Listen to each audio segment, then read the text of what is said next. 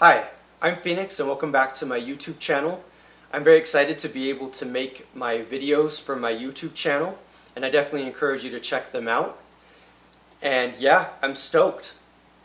So today I would like to talk about the ongoing process of a trilogy, specifically a fantasy trilogy that I am writing right now, and I would like to talk about that a little bit and kind of entice my readers and to entice my audience. So without further ado, let's dive right in.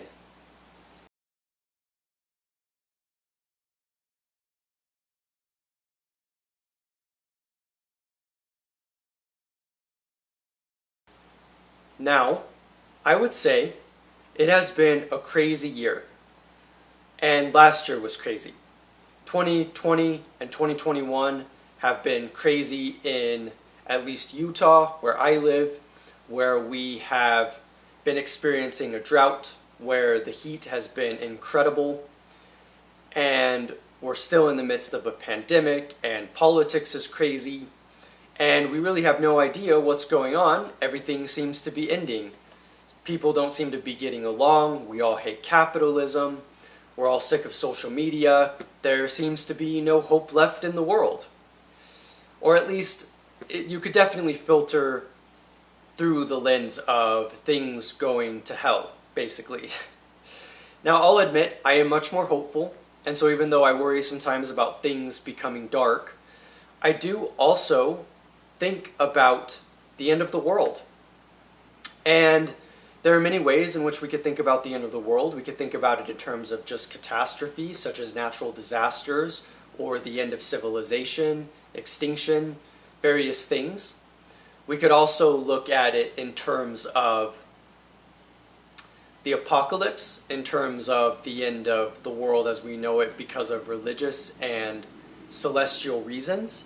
So there are certainly a lot of ways that we can look at it. And I will admit that I have been writing a trilogy for quite a while now, this past year, called Journey to the End of the World, which was based off an idea that I had when I was in 5th grade and that I tried to iterate and reiterate throughout the years in my writing. And I finally decided that because my work had been incomplete in the past, that I was going to start from scratch, although using some of the best ideas, to be able to write what could be called a fantasy trilogy, in which again I call Journey to the End of the World. Now, End of the World is, as I've said, focused on this kind of apocalyptic, catastrophic kind of way of looking at life and with thinking of things going badly. But it is also a place, the end of the world. What would it be like to have an end of the world in a world that is spherical, in a world where there is technically no end? And I wanted to develop the end, as it is called, which is its own separate and yet connected place in Earth, in the world, at least in this series that I'm writing. And I do have to express that I very much have enjoyed writing this double entendre and exploring both darkness in terms of what people are capable of doing and what is capable of happening in a kind of catastrophic, intensely apocalyptic sense, as well as thinking about it in terms of fantasy. The end, as an example, would be similar to places like Hogwarts and Harry Potter, or you could even say Narnia and the Chronicles of Narnia. It is a secret place where people go and where there is much magic and power. And it has been very fun exploring the end and beyond with other worlds. And I very much enjoyed that process. Now, I'll admit, I have been thinking a lot about ends because I've kind of been in a mindset that could be described as an end of the world syndrome, where it has felt for quite a while now, at least since the pandemic, that things really are ending, that I have no life left to live, that we're doomed. And I have to admit, it has been very cathartic to write that perspective into this book that I am writing, or a series of books that I am writing, to capture this mindset of pushing forward anyway, of being resilient, of making it through, of surviving, and how important that is.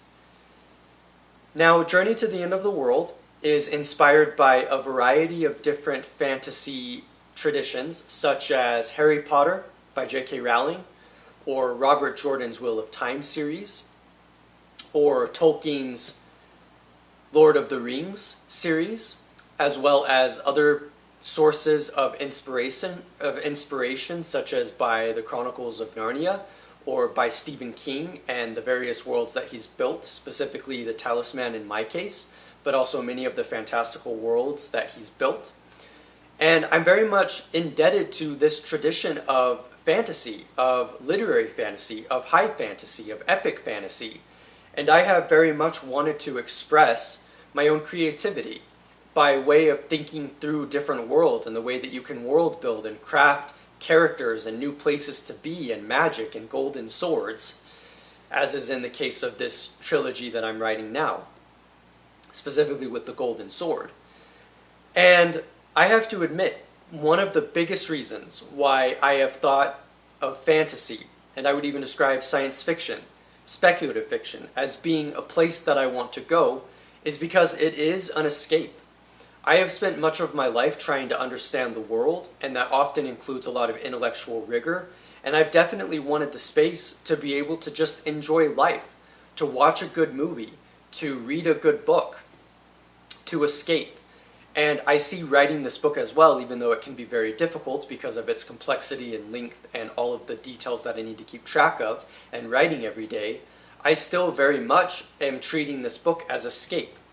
Of course, this doesn't mean that there aren't intellectual elements. It doesn't mean that I'm not thinking through important themes. Obviously, I am with thinking about the quote-unquote end of the world.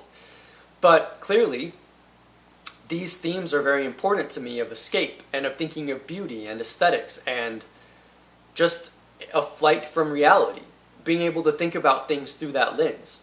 And while I would argue that it is very important to focus on a variety of things in the world that are important and that demand intellectual rigor and our intellectual attention, I have to admit that in some ways I've reached a kind of a breaking point in some ways where I have wanted to think about art, and my art specifically, as being a way in which I can escape. Now, I'm always escaping through my intellectual endeavors and through my writing, at least in terms of grounding myself, and yet feeling as though I am being freed, and that I am free. But I would say that I've basically ratcheted that up because I really just want to have fun. I want to explore. I want to enjoy these ideas that I'm able to come up with, and these books that I'm able to read, and these movies that I'm able to see. I definitely want to enjoy that. And so that has definitely been a huge part of what I've been doing. Now, like I said, this is a trilogy. It has been extremely fun to write.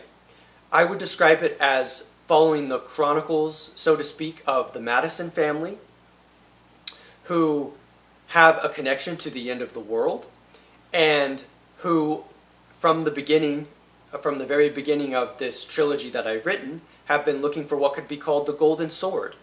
Now, the Golden Sword is a magical item that will supposedly restore the worlds and restore the end of the world and stop the end of the world from happening.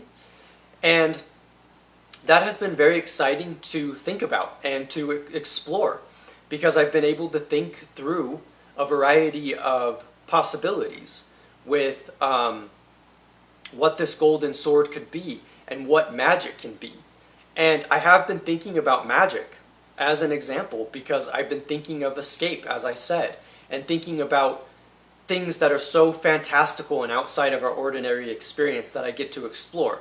And so what better way to do that than to have your own heroes exploring the end of the world and trying to find the Golden Sword. And so I don't want to give too much away. I'm still writing the book as it is, and so I definitely want to keep focusing on my overall trajectory.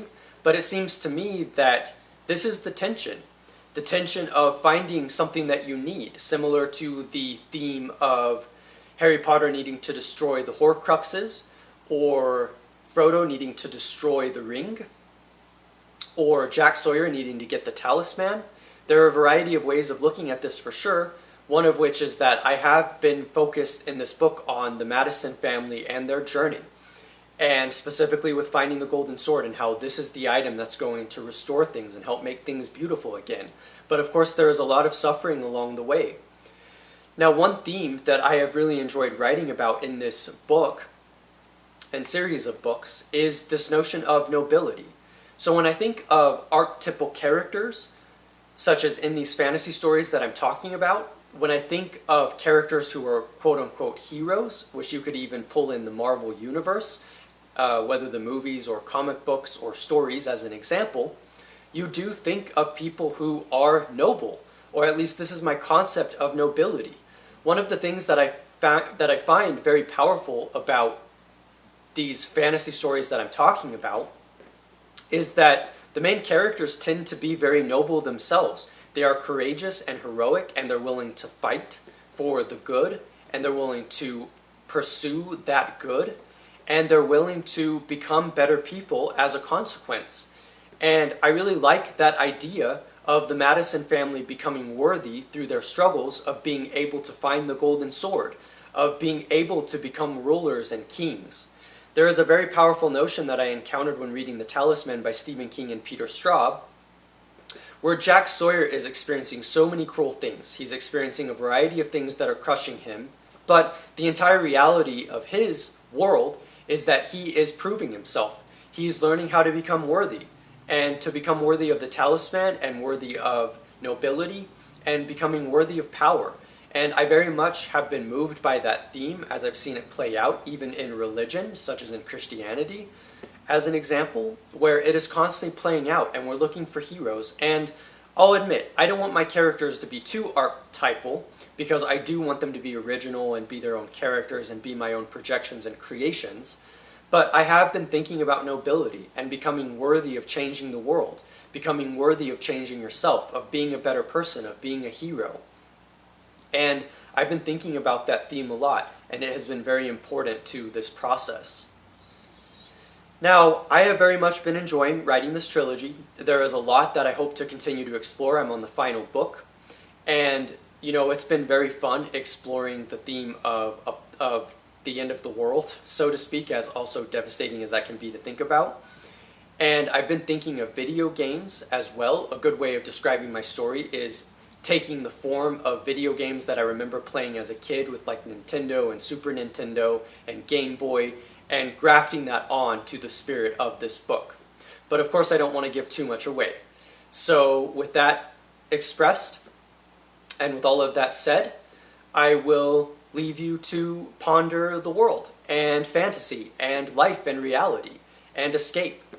I very much have had a lot of fun writing this trilogy, and I really enjoyed the writing process. I've been writing every day consistently on this trilogy, and I've been pushing forward and being inspired by a variety of sources and thinking about what I can do to express something very beautiful and something meaningful and something where hopefully other people can escape. And I hope that that is very valuable. And it is definitely valuable to me, and I very much enjoy the process. I'm Phoenix, thank you for watching, and there will be many more videos to come. I encourage you to check out my other videos on my channel, and I encourage you to check out my other books as well, which I've published. I'm Phoenix, thank you for watching, and I will see you next time.